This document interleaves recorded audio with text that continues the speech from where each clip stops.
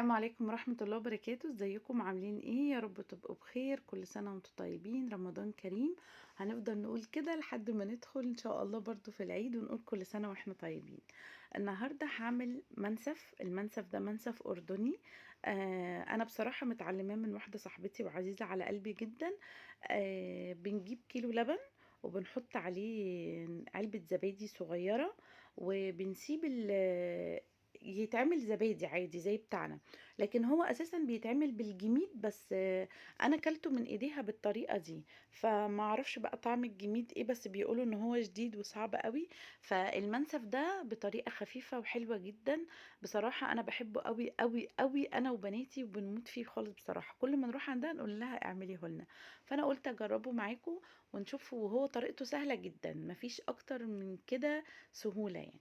انا كده جبت كيلو لبن، وجبت علبة زبادي صغيرة جهينة، وابتديت ان انا ادوبها الاول قبل ما احطها في اللبن، وخلطتها كده عادي خالص بمضرب السلك، وهسيبه يتعمل زبادي عادي خالص. هبتدي ان انا اقلبه كويس وادوب فيه الزبادي حلو قوي، وبعد كده هغطيه وهعينه في مكان دافي. تمام. بعد ما هعينه في مكان دافي هسيبه بقى لتاني يوم. اهو كده خلاص ابتديت ان انا اغطيه، وهبتدي ان انا ايه، ادفيه يعني الفه كده في فوطه، في دفايه، في اي حاجه عندك. بصراحه مفيش، عادي بنعمل زبادي عادي، مفيش اسهل منه.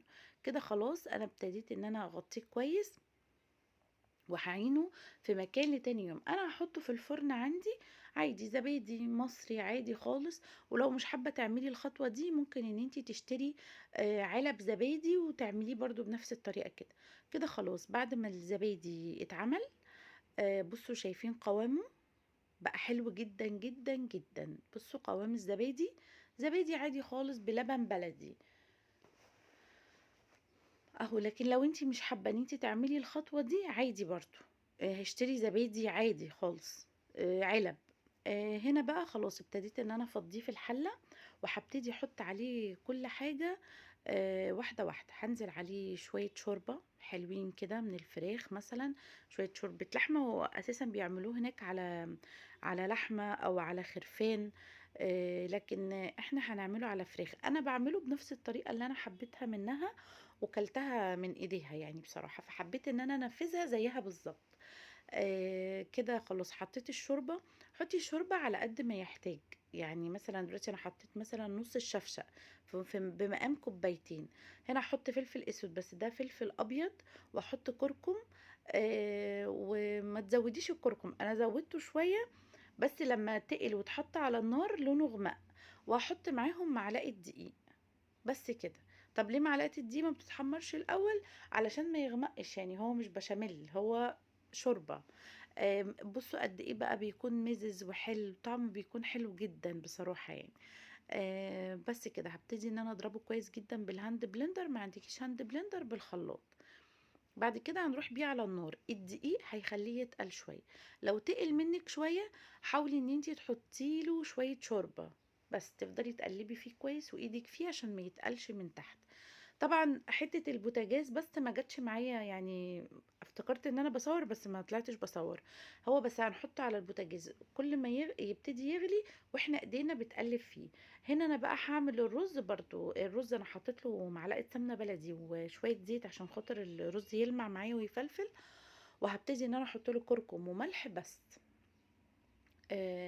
الرز ده معايا ما بيتغسلش. وعلى فكرة الرز اللي بيكون مكتوب عليه ما يتغسلش، واحنا بنغسله بيعجن. فانا ما غسلتش الرز وقلبته كويس جدا، وهنزل عليه بالمية السخنة. تمام كده. بس ما فيش اسهل من الاكلة دي خالص يعني. خلاص كده انا شوحت الرز تشويحتين تلاتة، وهنزل عليه بمية سخنة من الكتل. بصوا حتى بتغلي على طول. احسن رز تاكليه تحطي عليه مية سخنة، ما تحطيش عليه مية باردة. بس هسيب الرز بقى يستوي. هبتدي هنا ان انا اعمل المكسرات اللي هحطها على الرز. وفي نفس الوقت انا كنت متبله فرخه من قبلها بيوم ومظبطاها، وبحب اسويها في الفرن.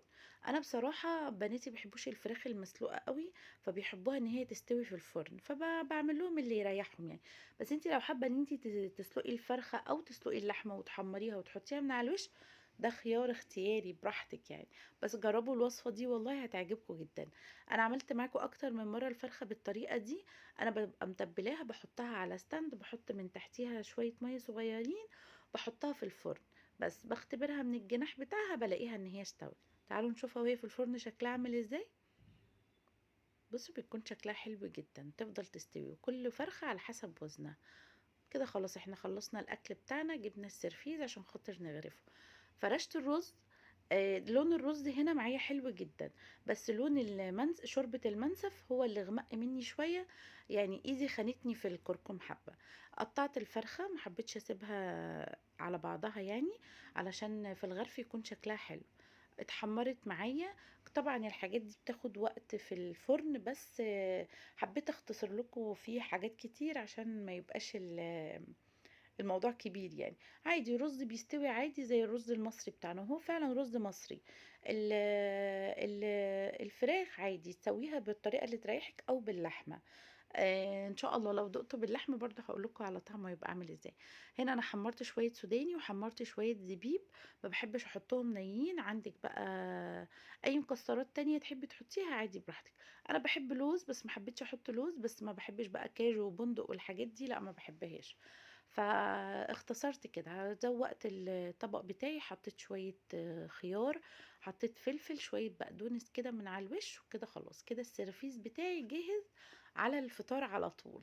حبيت ان انا احط العيش التورتيلا او العيش زي العيش الكريب كده. هما بيحطوه من تحت، بس انا حبيت احطه من فوق علشان خاطر ما يطرش قوي يعني. بس عادي بتغمسي بيه وبتاكلي بيه بيبقى برضو طعمه حلو. هنا كده خلاص هبتدي ان انا اصب الشوربه بتاعتي. شايفين غمقت شويه مني، بس كان طعمها فوق الرائع بصراحه. هو برضو مفيش اسهل منه، زبادي وشوربه وشويه كركم وحبه ملح وحبه فلفل اسود ومعلقه الدقيق، تاكلي احلى شوربه منسف. هنا خلاص كنت ابتديت ان انا غرفت خلاص السفرة عشان خاطر الفطار. وده كده كان فطارنا، يا رب يكون سهل ولذيذ وحلو ويعجبكم زي ما هو عجبنا احنا كمان.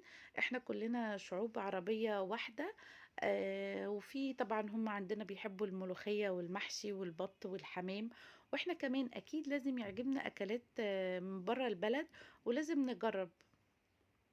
بس كده شايفين كده انا غرفت المنسف في السرفيز، وغرفت قصدي غرفت الرز في السرفيز مع الفراخ، وغرفت المنسف في البولة، وصبيت العصير والبلح.